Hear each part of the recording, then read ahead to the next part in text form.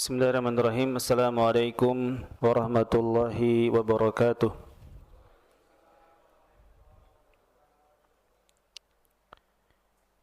Alhamdulillahilladzi arsala rasulahu bil huda wa dinil haq liyudhhirahu 'ala ad-dini kullihi wa kafaa billahi shahida. Asyhadu an la ilaha illallah wahdahu la syarika lah wa asyhadu anna Muhammadan 'abduhu wa rasuluhu la nabiyya ba'dah. Allahumma salli ala Sayyidina Muhammad wa ala ali Sayyidina Muhammad wa barik ala Sayyidina Muhammad wa ala ali Sayyidina Muhammad kama sallaita wa barakta ala Sayyidina Ibrahim wa ala ali Sayyidina Ibrahim innaka Hamidum Majid. Amma ba'du. Jamaah subuh yang dimuliakan Allah Subhanahu wa taala, mari kita memuji dan bersyukur kepada Allah Subhanahu wa taala yang telah menyempurnakan agama ini. Sebagaimana Allah firmankan, "Al-yawma akmaltu lakum dinakum wa atmamtu 'alaikum ni'mati wa raditu lakumul Islam madina." Pada hari ini aku sempurnakan bagi kalian agama kalian, dan aku sempurnakan bagi kalian nikmatku, dan aku ridho ya Islam menjadi agama kalian. Dan di antara cara agar kita bisa merasakan manisnya iman adalah ya kita ridho. Raditu billahi rabba wa bil islami dina wa bi Muhammadin nabiyya wa rasula. Ya ridho Allah sebagai Tuhan kita, Islam sebagai agama kita, dan Muhammad sebagai Nabi dan Rasul kita. Kemudian salawat dan salam semoga senantiasa terlimpah curahkan kepada baginda Nabi Muhammad sallallahu alaihi wasallam, kepada keluarga, sahabat dan umatnya hingga akhir zaman. Jemaah subuh yang dimuliakan Allah Subhanahu wa taala, ya Islam tidak hanya mengatur ritual ibadah saja atau ibadah ritual saja, tapi Islam juga mengatur ibadah sosial. Ya Islam menjadikan interaksi sesama kita atau muamalah antara kita, baik dalam bentuk pernikahan ataupun dalam bentuk jual beli, pinjam meminjam, utang piutang, sewa menyewa, ya sebagai bagian dari ibadah sosial. Artinya interaksi kita dengan sesama kita ya bisa dinilai ibadah di sisi Allah Subhanahu wa taala. Dan ini sejalan dengan sabda Nabi sallallahu alaihi wasallam tentang niat. Beliau bersabda, "Innamal a'malu binniyat wa innamal likulli imri'in ma nawa." Sesungguhnya segala perbuatan itu bergantung pada niat. Artinya keabsahannya dan kesempurnaan amal kita itu bergantung pada niat. Sah tidak sahnya salat yang kita kerjakan bergantung pada niat, apakah ikhlas atau tidak. Sempurna atau tidak sempurnanya pahala kita bertransaksi, bermuamalah, menjalani rumah tangga, berinteraksi dengan sesama manusia, itu pun bergantung pada niat. Wa innamal likulli imri'in ma nawa, dan setiap orang akan mendapatkan apa yang dia niatkan. Jika dia niatkan ibadah wajib, maka mendapatkan pahala ibadah wajib. Jika dia meniatkan ibadah sunnah, maka dia mendapatkan pahala ibadah sunnah, dan seterusnya.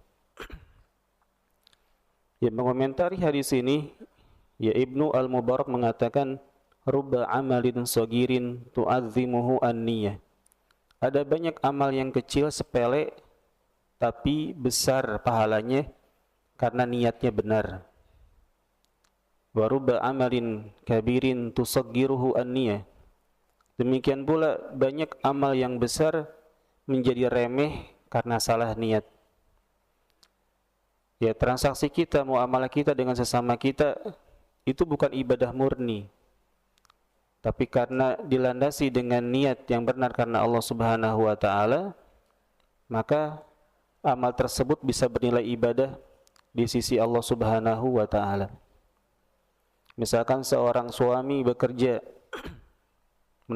untuk menafkahi keluarga dalam rangka menjalankan perintah Allah Subhanahu wa taala, wa 'alal mauludi lahu rizquhunna wa kiswatuhunna, dan bagi seorang anak ya, atau bagi seorang ayah, dia punya kewajiban untuk menafkahi istrinya, rizquhunna wa kiswatuhunna, memberikan nafkah kepada istrinya dan memberikan pakaian kepada istrinya. Jika dia bekerja dengan niat untuk merealisasikan ayat ini dalam rangka beribadah kepada Allah Subhanahu wa taala, maka dia mendapatkan pahala di sisi Allah Subhanahu wa taala. Ya, demikian seterusnya. Dan pada pagi ini kita akan membahas tentang ya ekonomi syariah. Ya, di mana kita sering mendengar bank syariah gitu. Ekonomi syariah. Dan sayangnya ya persepsi banyak orang tentang syariah ini ya tidak begitu baik. Ya, ditandai dengan pertumbuhan syariah di negeri kita yang mayoritas muslim ini ternyata tidak lebih besar dari pertumbuhan perbankan syariah di Malaysia. Ya, memang tidak semua produk bank syariah itu syariah. Ya, tapi bagaimanapun ya bank syariah itu punya perbedaan ya dari bank konvensional. Dan kita tidak membahas dulu ya tentang perbankan syariah, kita membahas tentang ekonomi syariah. Ya, ada sejumlah karakter dari ekonomi syariah. Dan disebut ekonomi syariah karena ya ekonomi ini berlandaskan syariah. Artinya landasannya adalah ya Al-Quran, kemudian sunnah Nabi, kemudian ijma, qiyas, dan ijtihad para ulama.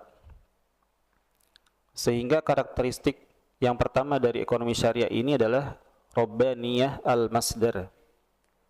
Artinya sumber rujukannya itu berdasar dari Allah Subhanahu wa taala. Ya, bersumber pada hukum Islam, yaitu Al-Quran, sunnah, ijma, qiyas ya, dan ijtihad ulama yang dilandaskan pada ya Al-Quran sunnah, Al-Quran dan sunnah Nabi.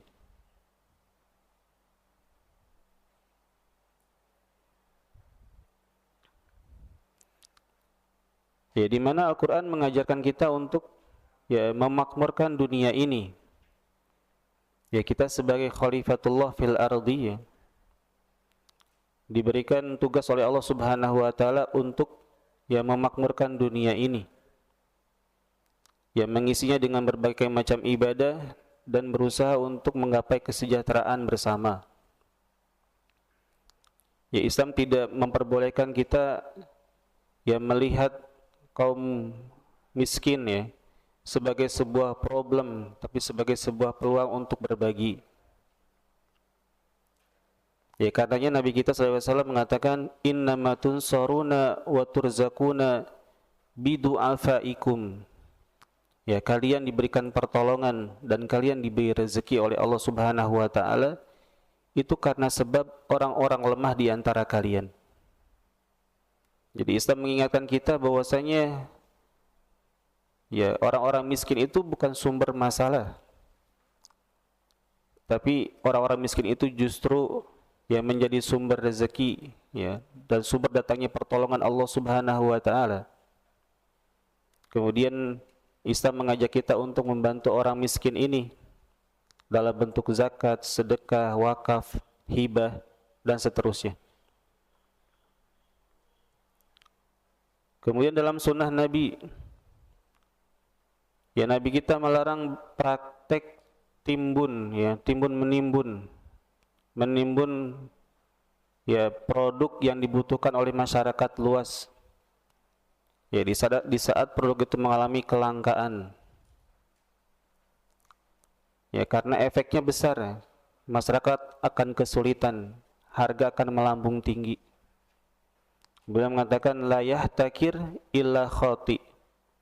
Ya, tidaklah orang yang menimbun barang yang dibutuhkan masyarakat itu kecuali dia bersalah, dia berbuat zalim. Ya, dan sumber hukum yang lainnya. Kemudian karakteristik yang kedua, ya, ekonomi syariah itu memiliki karakter robbaniyatu al-hadaf.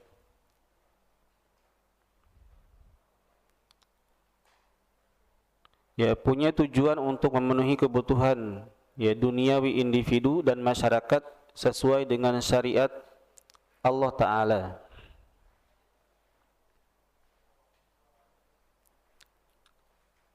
Dan ini berbeda dari prinsip atau paham ekonomi ya di dunia yang lainnya. Ya, di mana paham ekonomi yang lainnya lebih menitik beratkan pada kesejahteraan duniawi saja. Ya, sedangkan ekonomi syariah ya bukan hanya berusaha untuk menggapai kesejahteraan duniawi saja. Ya, tapi bagaimana transaksi yang terjadi itu bisa mendatangkan kemaslahatan akhirat. Makanya kita lihat dalam ekonomi syariah itu tidak boleh ada kezaliman, tidak boleh ada riba, ya, tidak boleh ada goror, ketidakjelasan, ya, tidak boleh ada maisir atau gambling dan faktor-faktor lainnya yang diharamkan dalam syariat kita. Dan itu semuanya untuk merealisasikan kemaslahatan dan juga agar bernilai ibadah di sisi Allah Subhanahu wa taala. Allah Subhanahu wa taala berfirman, ya wabtagi fima atakallahu ad-daral akhirah wa la tansa nasibaka minad dunya. Dan carilah dalam apa saja yang Allah karuniakan kepadamu negeri akhirat. Apa yang Allah karuniakan kepada kita? Harta. Apalagi anak, apalagi istri, jabatan, pangkat. Maka Allah perintahkan kita dengan apa yang Allah berikan itu, carilah kebahagiaan akhirat. Artinya, ya carilah pahala dari istri kita, carilah pahala dari anak kita, carilah pahala dari harta kita, carilah pahala dari jabatan kita, ya, carilah pahala dari pangkat yang kita sandang. Jadi Islam tidak mencukupkan kita dengan dengan harta saja, rezeki saja, pangkat saja. Tapi Islam suruh kita untuk jadikan ya karunia tersebut, pemberian tersebut ya agar bisa menggapai kebahagiaan akhirat. Dan betapa besarnya pahala ya mereka yang punya jabatan, terlebih dalam pemerintahan, ketika mereka benar-benar menggunakannya di jalan Allah Subhanahu wa taala. Ya, dengan tanda tangannya dia bisa merealisasikan banyak kemaslahatan. Ketika seorang presiden misalkan menekan ya agar ya semua aparat kejaksaan, KPK, polisi memberantas korupsi misalkan, maka tekannya itu ya berdampak besar, bisa mendatangkan banyak kemaslahatan. Ya, karenanya di urutan pertama ya di antara 7 golongan yang mendapatkan naungan Allah Subhanahu wa taala siapa? Imamun adilun, pemimpin yang adil. Ya, karena manfaatnya luar biasa. Dan Islam tidak melarang kita untuk menjadi pemimpin bagi mereka yang punya ya kapabilitas dan integritas. Ya, Islam hanya melarang bagi mereka yang tidak punya kapabilitas untuk menjadi pemimpin, ya, karena berbahaya. Dan salah satu tanda kiamat itu ya di mana amanah diberikan kepada selain ahlinya, kemudian tidak ditunaikan dengan semestinya. Dan kita melihat sejarah Islam itu diisi oleh orang-orang besar ya. Bahkan oleh mereka yang masih berusia muda. Ya, semisal ya Umar bin Abdul Aziz, ya khalifah kesekian dari dinasti Umayyah karena keadilannya, ya, dan kemampuannya untuk mensejahterakan rakyatnya, maka dia disebut sebagai khalifah kelima. Ya, padahal kita tahu khalifah yang keempat itu, empat khalifah itu berasal dari kalangan sahabat, yaitu Abu Bakar, Umar, Utsman, dan Ali. Sementara jarak Ali kepada Umar bin Abdul Aziz ini jauh, ya. Karena setelah Ali menjabat sebagai khalifah, kemudian meninggal dunia, digantikan oleh putranya Hasan, kemudian berubah menjadi dinasti, ya, mulai dari Muawiyah, kemudian Yazid bin Muawiyah, dan seterusnya sampai Umar bin Abdul Aziz. Tapi karena keadilan yang ditegakkan oleh Umar bin Abdul Aziz, ya, maka dia disebut sebagai khalifah yang kelima. Dan Umar bin Abdul Aziz ini hanya berkuasa selama 3-4 tahun. Tapi di masa kekhalifahannya dia bisa mensejahterakan seluruh rakyatnya.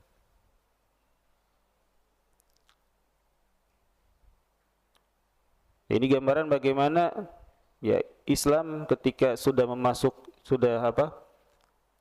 menjadi pikiran dan hati seorang pemimpin, maka dia bisa mensejahterakan rakyatnya dan berbuat adil. Kemudian ada lagi Muhammad bin Qasim As-Saqafi, keponakan dari Al-Hajjaj bin Yusuf As-Saqafi yang ditugaskan untuk menguasai India. Karena waktu itu India membiarkan para perompak menyerang kapal-kapal kaum muslimin. Sudah banyak jenderal yang dikirim untuk menaklukkan India tapi tidak berhasil. Kemudian terakhir dikirimlah Muhammad bin Yusuf As-Saqafi untuk menaklukkan India dan berhasil. Dan usianya pada saat itu masih belasan tahun, 17 atau 19 tahun. Dan ketika dia menjadi penguasa di India, dia berbuat adil. Semua agama diberikan kebebasan untuk menjalankan aktivitas agamanya. Dan dia berbuat adil, berusaha untuk mensejahterakan rakyatnya. Sampai akhirnya ketika dia dipanggil oleh pamannya untuk ke Baghdad pulang, dan dia sudah mengetahui tujuannya, bahwasanya Muhammad bin Yusuf As-Saqafi ini akan dituduh macam-macam, kemudian akan dibunuh oleh pamannya sendiri. Karena pamannya tidak mau ada yang lebih sukses darinya. Maka rakyat India, baik yang Muslimnya, Budanya, Hindunya, datang kepada Muhammad bin Qasim As-Saqafi, mengatakan bahwasanya kami akan membela kamu kalau terjadi serangan dari Baghdad. Dicintai oleh semua rakyatnya, baik yang Muslim maupun yang non-Muslim. Kemudian dia memilih untuk kembali ke Baghdad, dan benarlah dia dihukum mati oleh pamannya sendiri. Ini gambaran bagaimana ketika Islam masuk ke dalam pikiran dan hati seorang pemimpin, itu bisa membuat dia menjadi pemimpin yang adil.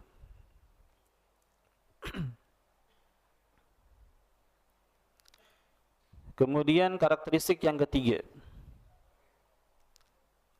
al-riqabah al-muzdawajah. Jadi Islam punya sistem pengawasan ganda. Pengawasan ganda ini bukan lembaganya banyak, tapi pengawasan ganda dalam Islam itu artinya ada pengawasan individu diri kita sendiri, dan pengawasan lembaga atau orang lain. Dan ini tidak ada di sistem ekonomi yang lainnya. Sistem ekonomi yang lainnya hanya mengandalkan pengawasan manusia. Tidak mengandalkan pengawasan diri sendiri atau Allah terhadap dirinya. Kita sebagai seorang muslim meyakini bahwasanya Allah senantiasa melihat kita dengan segala aktivitas yang kita kerjakan, baik terang-terangan maupun sembunyi-sembunyi. Baik yang kita ucapkan, yang kita lakukan, maupun yang kita pendam dalam dada kita. Allahu alimum bidzatis sudur. Allah mengetahui segala isi hati, dada manusia. Dan ironisnya, negara kita itu termasuk negara yang religius. Dari sisi ritual, rajin sholat, meskipun persentasenya dari sekian populasi muslim, ya itu sedikit ya. Dari 90% populasi muslim, ya hanya 10%-nya yang mengerjakan sholat. Kemudian kita juga dikenal religius karena menjalankan puasa Ramadan, karena rajin bersedekah. Ya, kalau ada donasi untuk Palestina, ya kita termasuk negara yang sering menyumbang. Ya, walhasil kita disimpulkan sebagai negara yang religius. Tapi ironis ya, kita juga termasuk negara yang paling korup. Ya, ini artinya apa? Artinya ada kesenjangan antara ibadah ritual kita dengan ibadah sosial kita. Dan konsep dalam bernegara, negara itu akan tetap berdiri ya, bukan dengan ibadah ritualnya, tapi dengan keadilan sosialnya. Jadi Ibnu Taimiyah dalam As-Siyasah Asy-Syar'iyyah mengatakan bahwasanya ya kalau kita melihat negara-negara kafir itu berdiri tegak, ya, tidak hancur, itu bukan karena ya mereka tidak beribadah, atau bukan karena mereka bisa seperti itu karena mereka memiliki keadilan. Jadi faktor yang membuat negara itu tetap berdiri tegak adalah keadilan, ya, atau bahasa lainnya ya penegakan hukum, supremasi hukum. Dan kalau kita lihat ya semisal perkataan dari Mahfuz MD ya, ahli tata negara, gitu, ahli hukum. Ya, beliau mengatakan bahwasanya ya keadilan itu yang menjadi pondasi utama dalam sebuah negara. Ya, Eropa, negara-negara Eropa yang mereka tidak beriman kepada Allah Subhanahu wa taala, ya bahkan dibilang Kristen pun tidak karena lebih cenderung ateis. Ya, negara mereka tetap berdiri gitu kan, sejahtera. Kenapa? Karena keadilan. Ya, mereka adil. Ketika mereka salah dikritisi oleh masyarakatnya, mereka terima. Bahkan tidak segan-segan untuk mengundurkan diri. Tapi negara kita, ya, sudah pejabatnya berbuat salah, kesalahannya fatal, merugikan masyarakat, bahkan bisa jadi masyarakat ada yang meninggal. Ya, ada yang meninggal gara-gara antri BBM, ada yang meninggal gara-gara antri LPG gitu. Tapi tidak mengundurkan diri, gitu. Ini kan sangat miris. Ya, padahal yang negara ini disebut sebagai negara yang paling religius. Sementara mereka negara barat ya dikenal sebagai negara yang liberalis, yang memisahkan agama dari negara. Ya, tapi mereka punya etika, ya punya keadilan. Makanya mereka tetap berdiri dan sejahtera, sementara kita ya jauh dari keadilan dan jauh dari kesejahteraan. Terjadi dialog antara Umar bin Khattab radhiyallahu ta'ala anhu dengan seorang gadis ya, anak penjual susu. Ya, di mana sebelumnya anak gadis ini diperintahkan oleh ibunya untuk mencampur susu dengan air. Kemudian si anak gadis ini bilang, ya, "Ibu, bukankah khalifah kita melarang untuk berbuat kecurangan? Yang mengatakan susu murni tapi ternyata susu campuran oplosan." Kata ibunya, "Ya tidak ada yang tahu kecuali kita." Gitu. Umar nggak ada di sini. Padahal Umar sedang mendengar ya di balik tembok rumah tersebut. Kemudian Umar menghampiri anak gadis itu, gitu kan, dan dia membawa ya 2 orang putranya dan meminta si anak gadis itu untuk memilih salah satu putranya. Ya, kemudian dinikahkanlah dengan salah satu putranya, dan kelak nanti ya anak cucunya itu ya atau dia akan lahir darinya ya seorang pemimpin besar bernama Umar bin Abdul Aziz, anak seorang ya hasil perkawinan dari ya seorang putra Umar bin Khattab dengan seorang ya gadis penjual susu. Ya, di sini kita melihat bagaimana si gadis penjual susu ini ya merasa diawasi. Ya merasa diawasi oleh Allah Subhanahu wa taala. Dia mengatakan meskipun Umar tidak ada, tapi Tuhannya Umar mengetahui apa yang kita lakukan. Dan ini juga yang harus kita tanamkan kepada anak kita. Ya kita selama ini sibuk mengawasi anak kita biar tidak salah pergaulan, tapi kita lupa ya bagaimana menanamkan kepada anak kita bagaimana dia bisa merasa diawasi oleh Allah Subhanahu wa taala. Bagaimana ibadah-ibadah yang dia jalankan bisa menghadirkan rasa ya bahwasanya Allah senantiasa mengawasi gerak-gerik dia.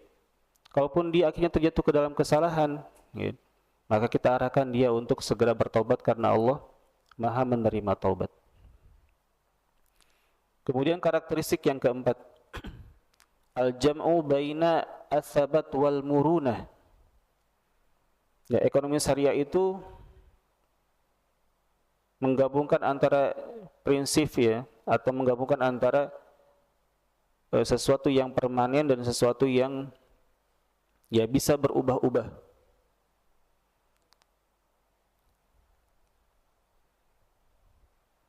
Jadi yang sifatnya permanen tidak boleh diganggu gugat ya. Contohnya apa? Haramnya riba dan perjudian tidak bisa dilegalkan. Kemudian halalnya jual beli, ini suatu yang pasti tidak bisa diubah-ubah. Kemudian ketentuan zakat.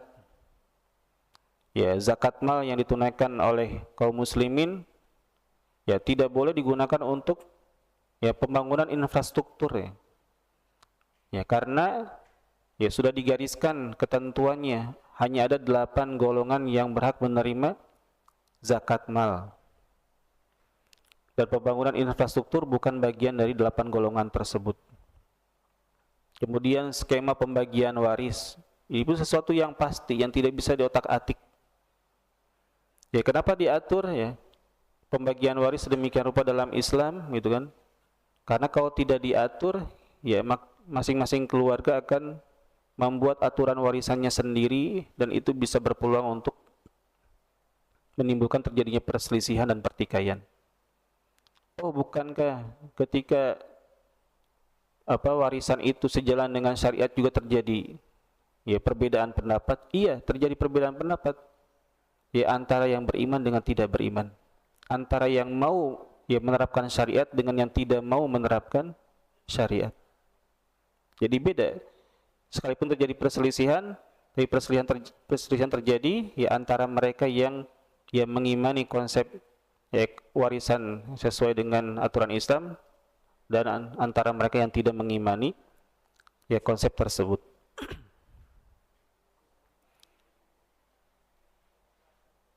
Tapi Islam juga mengakomodir ya fleksibilitas itu. Ya, misalkan Islam, makanya kita dapati bagaimana Islam menjawab ya model transaksi kontemporer ya. Ya, bagaimana Islam menjawab tentang ya produk perbankan. Bagaimana Islam bisa menjawab produk investasi dan seterusnya. Yang mana produk-produk tersebut bisa jadi tidak dijumpai di masa terdahulu. Ya, kenapa bisa menjawabnya? Karena Islam punya sifat fleksibilitas. Ya, di zaman dahulu transaksi jual beli itu ya langsung antara penjual dan pembeli. Ya, di masa ini transaksi jual beli itu ya bisa tidak langsung lewat online. Ya, tapi Islam bisa memberikan jawaban gitu terhadap transaksi yang bersifat online ini. Di zaman dulu ya sebagian fuqaha mengatakan tidak boleh ya membeli barang gitu kan tanpa adanya akad, tanpa ada pernyataan dari penjual dan pembeli. Jadi akad itu kan yang dimaksud dengan akad itu pernyataan jual dan pernyataan beli secara lisan atau secara tulisan. Tapi ada ternyata pembahasan tentang barang cuma diserah terimakan saja, barang dan uang cuma ditukar saja gitu kan, tapi tidak ada pernyataan jual dan beli dari penjual dan pembeli. Misalkan ini barang nih, saya penjual, saya menyerahkan barang ini kepada pembeli dan pembeli menyerahkan uangnya kepada saya tanpa ada pernyataan jual dan beli gitu kan, itu sudah dibahas oleh para fuqaha kita. Dan ini menjadi konsep dasar nanti dari ya sistem jual beli online, di mana kita bertransaksi dengan penjual gitu kan tanpa ada pernyataan jual dan beli, hanya serah terima barang dan uang saja. atau dalam istilah fikih disebut dengan bai' al-mu'athah. Jual beli serah terima barang tanpa ada pernyataan akad dari penjual dan pembeli. Padahal kita pahami bahwasanya akad itu bagian dari rukun jual beli. Tidak mungkin terjadi jual beli kalau tidak ada pernyataan jual dan beli. Tapi ini ada bentuk serah terima barang dan uang, tapi disebut jual beli dan sah jual belinya menurut sebagian ahli fikih. Ya karena yang diinginkan adalah bukan pernyataan akad jual dan belinya, tapi kerelaan antara penjual dan pembeli. Ketika mereka rela menyerahkan barangnya, ya, si penjual rela menyerahkan barangnya, dan si pembeli rela menyerahkan uangnya, maka sudah terjadi kerelaan itu meskipun tidak ada pernyataan akad. Dan ini sejalan dengan ya konsep jual beli kontemporer ya yang lebih banyak menggunakan sistem serah terima barang uang tanpa ada pernyataan akad. Kita datang ke minimarket, supermarket, ngambil barang, serahkan ke kasir, dihitung, nggak ada pernyataan jual belinya. Cuma serah terima barang dan uang saja, tapi sah gitu kan. Karena terjadi kerelaan antara kita ya dan penjual dan supermarket. Demikian juga transaksi online, pilih barang gitu kan, bayar uang, kemudian dikirim barangnya gitu kan. Tidak ada pernyataan jual beli di situ. Ya, tapi dinyatakan sah gitu kan, karena terjadi kerelaan ditandai dengan serah terima barang dan uang. Dan itu sudah dijelaskan oleh para ahli fikih kita. Ya, meskipun di mazhab Syafi'i dikatakan ya tidak sah jual beli seperti itu. Makanya di masa lalu orang tua kita kalau mau jual beli gitu kan, dan mereka masih komitmen dengan mazhab Syafi'i, mereka ada pernyataan, ya saya terima uangnya, saya serahkan barangnya. Masih ngalami itu nggak Pak? Waktu zaman dulu masih kan? Nah itu penerapan fikih di mazhab Syafi'i gitu kan, di masa lalu gitu. Tapi sekarang sudah tidak berlaku lagi gitu. Dan di mazhab Syafi'i sendiri pun gitu kan, ya ada Imam Nawawi yang berseberangan dengan pendapat mazhabnya sendiri dan mengatakan jual beli serah terima barang dan uang itu tanpa pernyataan jual dan beli itu sah. Ya karena berat ya, kalau setiap transaksi jual beli itu harus ada pernyataan jual dan beli. Oke lah kalau 1-2 orang pembelinya. Kalau puluhan ratusan orang tiap orang disampaikan transaksi jual belinya susah gitu. Ya adapun pernikahan gitu kan, meskipun bagian dari akad itu masih harus tetap ya ada akad pernikahan yang dinyatakan gitu kan. Meskipun tidak harus lengkap juga ya. Kan kalau di kita kan saya nikahkan putri saya binti fulan ya dengan mas kawin sekian dibayar tunai. Saya nikahkan dan kawinkan putri saya binti fulan ya dengan mas kawin sekian dibayar tunai. Nanti kan harus dijawab langsung tuh. Dijawab langsung, saya terima nikah dan kawinnya ya fulana binti fulan dengan mas kawin sekian dibayar tunai. Harus sama ya kan? Lafaznya itu. Kalau nggak sama dan tidak beriringan tidak sah. Itu di mazhab Syafi'i. Tapi kalau di mazhab Maliki lebih sederhana Pak. Ketika dinyatakan ijab seperti itu oleh wali si perempuan, kemudian si laki-lakinya cuma mengangguk aja gitu, iya gitu kan, itu udah sah gitu. Ya artinya pernyataan akad jual pernyataan nikah ini gitu kan, ijab qabul nikah ini di antara mazhab ini terjadi silang pendapat gitu. Dan konsepnya ya selama terjadi keridhaan yang dinyatakan dalam akad pernikahan gitu, meskipun tidak lengkap tapi difahami, maka itu sudah sah. Ya artinya tidak perlu mengulang kalimat akad dengan kalimat yang sempurna menurut mazhab Maliki. Kemudian karakteristik yang kelima, ya at-tawazun baina al-maddiyah war ruhiyah.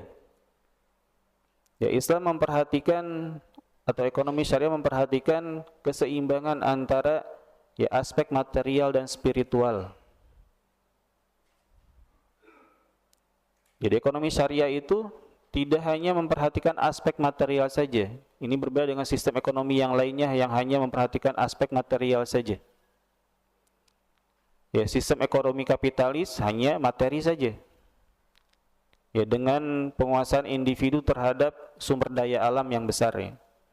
Kemudian sistem ekonomi komunis ya, sama, fokusnya material saja.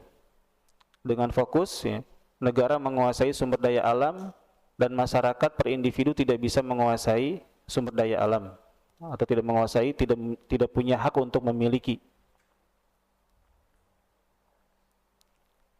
Ya, sedangkan Islam gitu kan, ya fokusnya itu selain materi juga spiritual.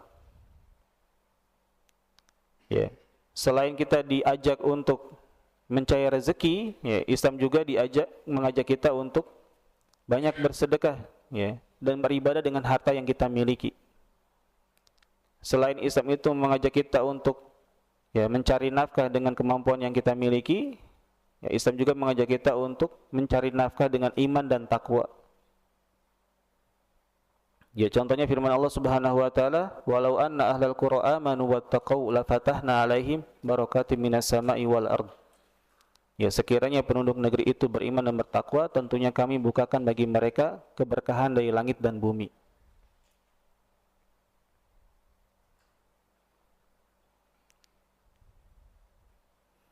Dan ketika Nabi kita berbicara tentang kondisi umat Islam ya di masa depan, di masa kita hari ini, bahwasanya umat Islam itu akan dirongrong ya oleh semua negara. Ya, Nabi umpamakan dengan kakos atin, ya, seperti makanan yang dirongrong oleh mereka yang lapar.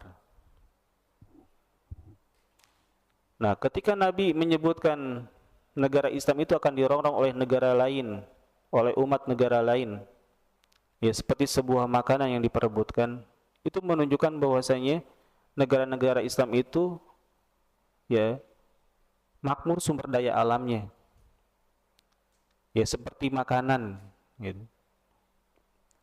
Dan benar adanya, gitu kan. Ya cadangan migas terbesar ada di negara Islam, di negara-negara Teluk.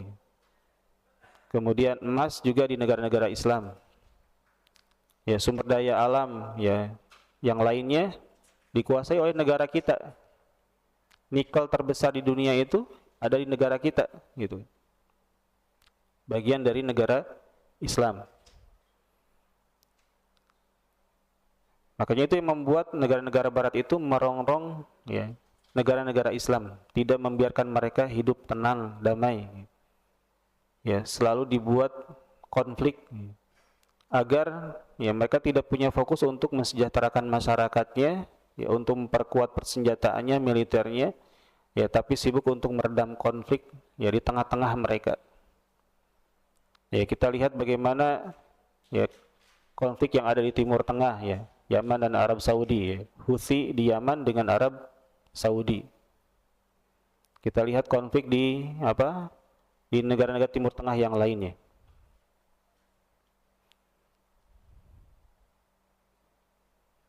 Kemudian Islam juga ya memuji atau menyandingkan antara mereka yang bekerja ya untuk mencari karunia Allah Subhanahu wa taala dengan mereka yang berjihad di jalan Allah Subhanahu wa taala. Tidak dibedakan.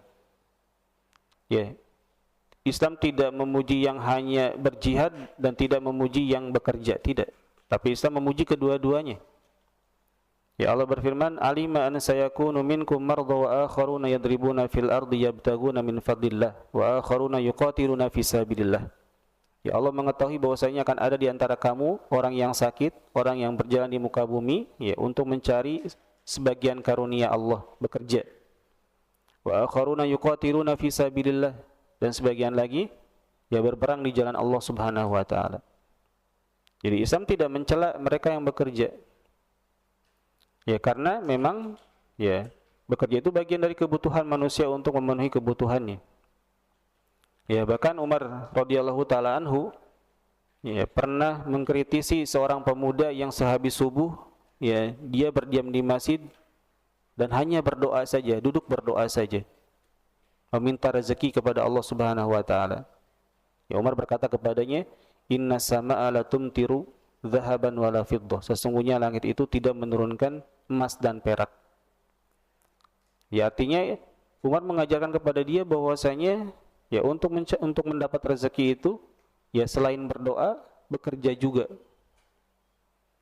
Ya, di hadis yang lainnya atau dalam hadis Nabi mengatakan, "Lau annakum tatawakkaluna 'alallahi ya la razaqakum kama yarzuqu at-tayr tagdu khimasan wa taruhu bitanan." Sekiranya kalian bertawakal kepada Allah Subhanahu wa taala, tentu Allah akan berikan rezeki kepada kalian sebagaimana burung Allah berikan rezeki. Bagaimana burung bisa diberikan rezeki? Disebutkan tagdu khimasan wa taruhu bitanan. Dia keluar dari sarangnya di pagi hari dalam keadaan perutnya kosong dan pulang ke sarangnya dalam keadaan perutnya sudah kenyang. Di dalam hadis ini dijelaskan konsep tawakal. Ya, tawakalnya burung itu apa? Ya berusaha dulu, ya, keluar dari sarangnya, cari dulu rezekinya. Gitu kan? Kemudian menggantungkan asa dan harapan hanya kepada Allah Subhanahu wa taala. Dengan seperti itu, ya Allah jamin rezekinya. Ya demikian juga dengan manusia. Ya diperintahkan untuk bertawakal dalam mencari rezeki, gitu kan? Bukan berpangku tangan. Ya, tapi berusaha sembari tetap menyandarkan dirinya kepada Allah Subhanahu wa taala. Kemudian karakteristik yang keenam, ya at-tawazun baina maslahatil fardi wa maslahatil jamaah. Ya, Islam memperhatikan kepentingan umum ya sebagaimana memperhatikan kepentingan individu. Dan ini tidak seperti kapitalis ya, yang hanya memperhatikan kepentingan individu saja. Dan tidak seperti sosialis yang hanya memperhatikan kepentingan umum saja. Ya, tapi Islam memperhatikan kedua-duanya secara proporsional. Ya, memperhatikan kepentingan individu dan memperhatikan kepentingan umum. Ya, Rasulullah SAW bersabda tentang kepentingan pribadi dan kepentingan umum. Ya, fa inna dima'akum wa amwalakum wa aradakum alaikum haram kahurmati yaumikum hadha fi syahrikum hadha fi baladikum hadha. Sesungguhnya darah kalian, harta kalian, kehormatan kalian ya haram ya untuk dizalimi. Sebagaimana ya sucinya hari ini di bulan ini di negeri ini, dan ini terjadi di hari Arafah di bulan Zulhijjah ya di Arafah. Ya, sabda ini disampaikan ya di tempat yang mulia, di bulan yang mulia, di hari yang mulia, berbicara tentang kehormatan ya darah dan harta manusia. Jadi Islam melarang kita untuk melanggar ya kehormatan darah, kehormatan harta dan kehormatan ya seorang muslim. Ya, tidak boleh melanggar kehormatan mereka.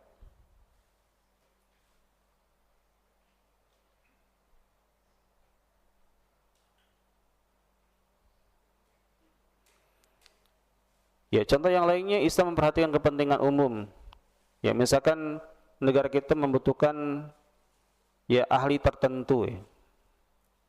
Ya, dulu kita pernah mendengar di debat capres itu ya negara kita itu kekurangan dokter gitu. Maka ya ada sebagian capres itu mewancanakan untuk mendirikan fakultas kedokteran ya, menambah fakultas kedokteran. Nah, dalam konsep ekonomi syariah, ya ketika sebuah negara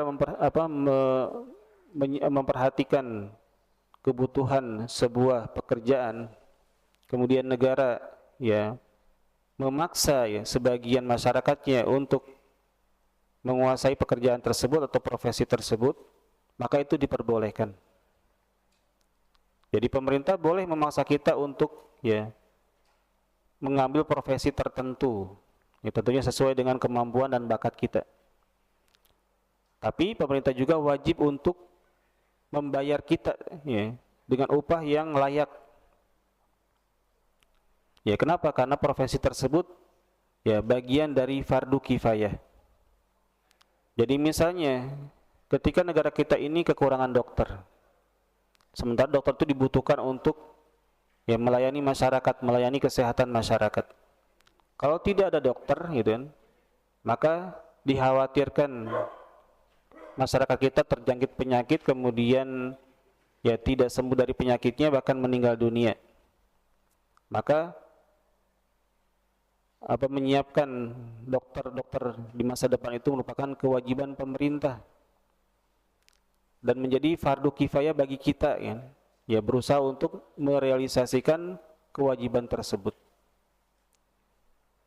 Ya sebagaimana gitu kan yang sering kita tahu tentang konsep fardu kifayah ya dalam penyelenggaraan jenazah. Ya ketika ada jenazah maka kita wajib untuk mengurusinya sampai sejauh mana ya sampai terselenggara pengurusan jenazah. Artinya kalau 2-3 orang mencukupi ya terrealisasi pengurusan jenazah maka sudah cukup, yang lain tidak perlu terlibat, dan ketika tidak terlibat tidak berdosa. Ya demikian pula ketika negara kita membutuhkan sejumlah profesi ya untuk mendatangkan kemaslahatan bagi negara, maka selama itu menjadi fardu kifayah bagi semua kaum muslimin ya untuk memenuhi kebutuhan tersebut. Ya kurang tentara maka kita punya kewajiban untuk menjadi tentara, kurang dokter maka punya kewajiban untuk menjadi dokter, tentunya sesuai dengan ya kemampuan masing-masing. Kemudian karakteristik yang ketujuh, al-waqi'iyah. Ya, ekonomi syariah itu memiliki sifat realistis ya. Artinya bisa diterapkan. Dan ini sudah terbukti ya selama 14 abad umat Islam berkuasa ya bisa menjalankan ekonomi syariah di dinasti yang mereka kuasai. Ya, sedangkan sistem ekonomi yang lainnya ya, ini tidak realistis. Contoh misalkan komunisme. Ya, komunisme itu berusaha untuk menghilangkan strata sosial, tidak ada kaya, tidak ada miskin. Ini tidak realistis ya. Karena nyatanya ya ada yang kuat, ada yang lemah, ya. Ada yang tua, ada yang dewasa, dan kemampuan produksi mereka tentunya berbeda, tidak bisa disamakan gitu. Dan ini tentunya bertentangan dengan realitas yang ada. Ya, sedangkan Islam ya, ekonominya sesuai dengan realitas. Allah berfirman, nahnu qasamna bainahum ma'isyatahum fil hayatid dunya wa rafa'na ba'dahum fawqa ba'din darajatin liyattakhidha ba'duhum ba'dan sukhriya wa rahmatu rabbika khairum mimma yajma'un. Ya, kami telah menentukan antara mereka penghidupan mereka dalam kehidupan dunia, dan kami telah meninggikan sebagian mereka atas sebagian yang lainnya beberapa derajat, tujuannya agar sebagian mereka dapat mempergunakan sebagian yang lain, dan rahmat Tuhanmu lebih baik dari apa yang mereka kumpulkan. Jadi Allah Subhanahu wa taala membagi rezeki kepada hamba-hambanya itu berbeda-beda. Tujuannya apa? Tujuannya agar ya terjadi simbiosis mutualisme. Ketika ada yang kaya, ada yang miskin, ya si miskin bisa bekerja kepada si kaya, dan si kaya bisa memberikan upah yang layak kepada si miskin. Kita nggak mungkin punya pembantu kalau semuanya kaya, ya. Dan tidak mungkin ada yang bisa memberi kalau semuanya miskin. Maka ketika Allah Subhanahu wa taala beda-bedakan, ada yang kaya, ada yang miskin, ada yang punya jabatan, ada yang tidak, ada yang kuat, ada yang lemah, itu agar terjadi ya, simbiosis mutualisme, ya, interaksi yang saling menguntungkan satu sama lain. Dan ketika Allah Subhanahu wa taala menjelaskan itu, ya, tujuan tersebut, Allah tutup dengan perkataannya wa rahmatu rabbika khairum mimma yajma'un. Dan rahmat Allah Subhanahu wa taala itu lebih baik daripada apa yang mereka kumpulkan. Ya, rahmat Allah itu lebih baik daripada harta yang kita kumpulkan. Rahmat Allah itu lebih baik daripada pangkat yang kita sandang. Rahmat Allah itu lebih baik daripada jabatan yang kita miliki. Kenapa Allah tutup dengan perkataan ini? Ya, untuk mengingatkan kita bahwasanya apa yang kita miliki jangan sampai disalahgunakan, tapi gunakan untuk menggapai rahmat Allah Subhanahu wa taala yang menjadi visi yang paling besar. Itu harta, jabatan, pangkat yang kita miliki, jadikan itu sebagai sarana untuk menggapai rahmat Allah Subhanahu wa taala.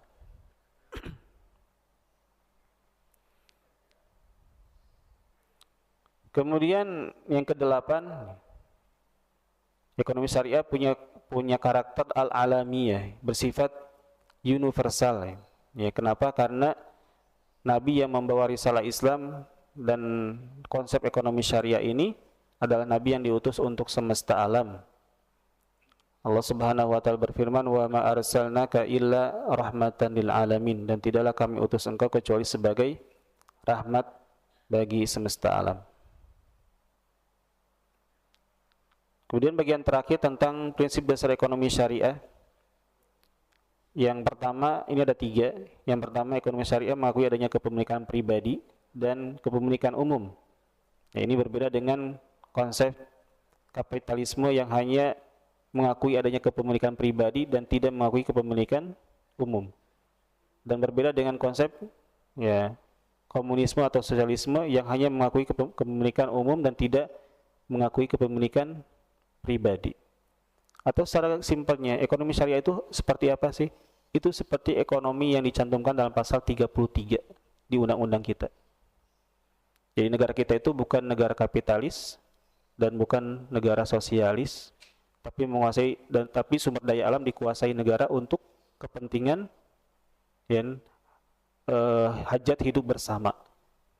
Meskipun faktanya ya tidak seindah teorinya gitu. Negara kita pernah condong ke sosialis di zamannya Soekarno gitu kan. Kemudian condong ke ya kapitalis di era-era berikutnya gitu kan. Dan tidak pernah ajak di tengah gitu kan. Ya di mana negara menguasai sumber daya alam kemudian digunakan untuk kemakmuran rakyatnya. Ya beda hanya dengan negara Timur Tengah ya. Arab Saudi misalkan punya cadangan emas gitu kan. Cadangan migas. Itu digunakan untuk kemaslahatan rakyatnya. Rumah sakitnya gratis, pendidikannya gratis, bahkan bisa ngasih beasiswa ke negara-negara Islam lainnya, gitu. Dan ini sesuai dengan ya konsep ekonomi syariah.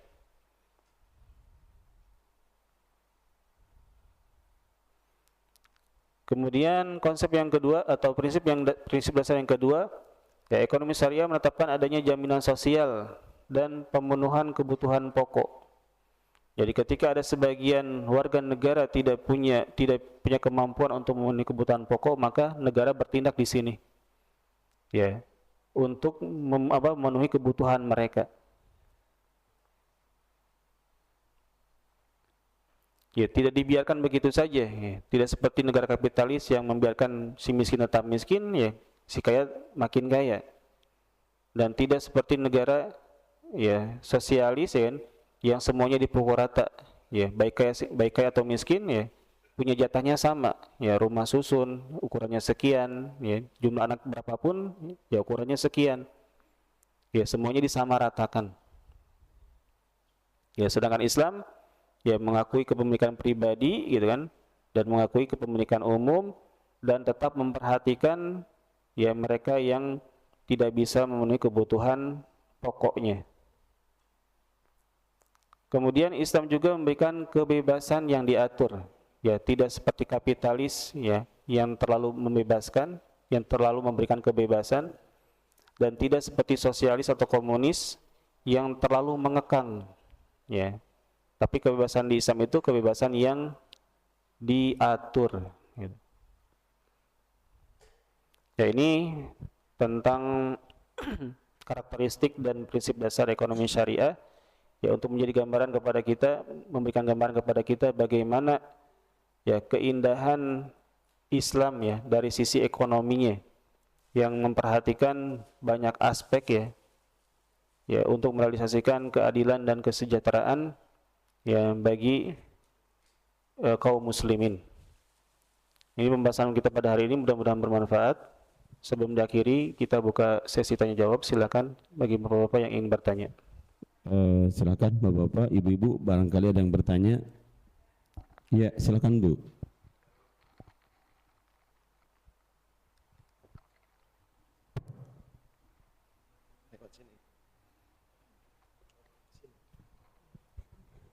Assalamualaikum warahmatullahi wabarakatuh.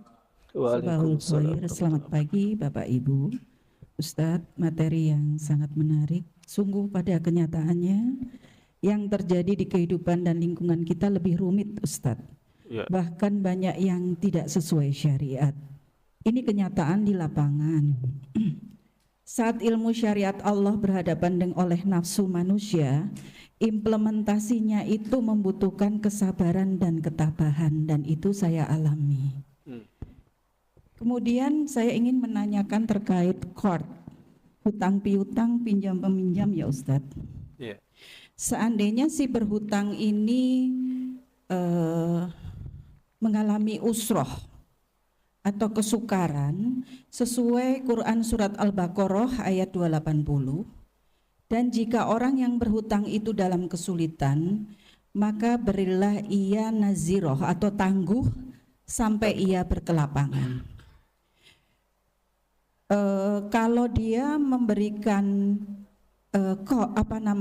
rohen atau jaminan kepada penjual barang, nanti kuasa untuk menjual ketika dia gagal bayar, mengalami usroh. Bagaimana jika kita itu dasarnya itu tolong menolong Ustadz? Apakah usroh itu harus dinyatakan oleh si berhutang? Kemudian kelapangan itu juga dinyatakan oleh si berpiutang, Ustadz. Seperti itu supaya kita juga tahu dong dia sedang mengalami kelapangan, dan bolehkah kita itu memberikan jangka waktu sampai dia berkelapangan itu kan terlalu lebar ya Ustadz ya. Itu bolehkah kita memberikan jangka waktu atau menanyakan kamu sanggupnya kapan, dan ketika sudah dikatakan misalnya beri saya waktu 3 bulan, itu sudah terjadi akad kembali Ustadz gitu. Dan dia harus wajib untuk memenuhinya. Kalau usroh lagi apakah diulang lagi nazirohnya, apakah begitu Ustadz? Terima kasih. Wassalamualaikum warahmatullahi wabarakatuh. Waalaikumsalam warahmatullahi wabarakatuh. Ya, terkait utang piutang. Dalam Islam itu utang piutang itu akad tabarru, akad sosial, ya, menolong orang yang kesulitan, kemudian terdesak untuk berhutang. Dan ketika orang yang berhutang ini mengalami kesulitan untuk membayar, ya Islam menganjurkan untuk memberikan penangguhan. Wa in kana dzu usratin fanadhiratun ila maisarah wa antasaddaqu khairul lakum in kuntum ta'lamun. Dan jika dia mengalami kesulitan untuk membayar, maka berikanlah tempo sampai dia mendapatkan kelapangan untuk membayar. Dan jika kamu bersedekah itu lebih baik gitu. Ini konsepnya gitu. Dan kita pahami bahwasanya Islam itu menjadi solusi kalau semua aspeknya diterapkan. Makanya kita diperintahkan untuk masuk Islam secara kafah. Ya udkhulu fil islami kafatan. Masuklah ke dalam Islam secara totalitas ya. Nah, yang jadi masalah ya, banyak kita yang muslim tapi tidak totalitas dalam menjalankan syariat Islam. Ya, dia berhutang tapi dia tidak jujur gitu kan. Ketika ditagih gitu kan, dia bilang tidak ada uang. Ya padahal ya mungkin ada, tapi dia digunakan untuk kebutuhan yang untuk digunakan untuk hal yang lain yang tidak prioritas gitu. Dan kita sering dapati yang seperti ini kan. Ya, artinya dia satu sisi menjalankan Islam gitu kan, di sisi yang lain tidak. Ya, dia tidak jujur dalam ya transaksi utang piutang. Ya, sering mengelak ketika ditagih padahal dia punya kemampuan untuk membayar. Dan Islam sendiri mengecam ya mereka yang punya kemampuan untuk bayar tapi dia menunda-nunda. Ya, dengan sabda Nabi, matlu al-ghani zulmun. Ya, penundaan hutang oleh orang yang mampu membayarnya itu bentuk kezaliman. Nah, sayangnya gitu kan, kemurahan Islam ini disalahgunakan oleh penganutnya. Ya, kemurahan Islam untuk memberikan tempo kepada mereka yang kesulitan, ya, digunakan celah ini gitu kan oleh orang yang tidak bertanggung jawab untuk mencari-cari alasan agar tidak ya membayar utang pada temponya dengan beralasan dia kesulitan, padahal ya, yang ada ya dia tidak mau membayar utang pada temponya. Maka ada solusi yang lain yang Islam tawarkan, yaitu ar-rahnu ya atau agunan. Jadi boleh dalam akad utang piutang kita meminta agunan. Nah, agunan ini digunakan gitu kan, atau fungsinya sebagai akad tautsiqat ya, untuk memperkuat akad utang piutang. Tujuannya ketika terjadi gagal bayar, maka agunan ini dijual. Ya, kemudian hasil penjualannya digunakan untuk membayar utang dan sisanya dikembalikan kepada si pemilik barang atau si orang yang berhutang. Kapan gitu kan? Nah, ini sesuai dengan akadnya. Makanya ketika terjadi akad utang piutang, langsung minta agunannya apa gitu loh. Jadi jangan karena kita punya prinsip mau menolong sesuai dengan syariat gitu kan. Orang yang kesulitan yang dia dia punya kesulitan kemudian dia berhutang gitu kan. Ya kita niat kita misalkan mau bantu dia gitu kan. Ya, tapi jangan sampai disalahgunakan oleh orang yang tidak bertanggung jawab. Maka ketika seseorang datang untuk minta pinjaman, ya kita balik tanya kepada dia, agunannya apa gitu. Jaminannya apa? Nah, jaminan di sini bisa dalam bentuk barang gitu kan, atau dalam bentuk orang gitu. Kalau untuk bentuk barang berarti barang yang dia miliki gitu kan, yang punya nilai yang sama atau lebih dari utang yang dia pinjam, atau jaminannya orang. Misalkan kita tanya, siapa yang mau menjamin kamu gitu kan? Ya, misalkan siapa RT misalkan ya, gitu. RT lagi. Misalkan Pak RT itu jadi jaminannya. Gitu. Karena Pak RT yakin orang ini jujur gitu kan. Maka ketika sudah ada jaminannya dalam bentuk barang atau uang, serahkan pinjaman tersebut. Ketika gagal bayar gitu kan, kalau jaminannya barang, maka barangnya dijual dan hasil penjualannya untuk membayar utang, dan kalau ada sisanya dikembalikan kepada pemilik barang atau orang yang berhutang. Nah, kalau jaminannya orang, ya, orang yang berhutang nggak bisa bayar, berarti orang yang menjaminnya yang harus membayar. Gitu Bu caranya. Dan itu tidak disyaratkan ya berapa kali kesulitan yang dia alami ya, ketika dia harus membayar utangnya. Tapi kapan kita nyatakan dalam akad ya bahwasanya tempo pengembalian utangnya tanggal sekian, kemudian dia tidak mampu membayarnya karena alasan tidak mampu bayar ya, maka di saat itu kita bisa ya menjual jaminan atau agunan yang dia serahkan kepada kita. Ya, hasil penjualannya untuk membayar utang dia dan sisanya dikembalikan kepada dia. Wallahu a'lam bishawab.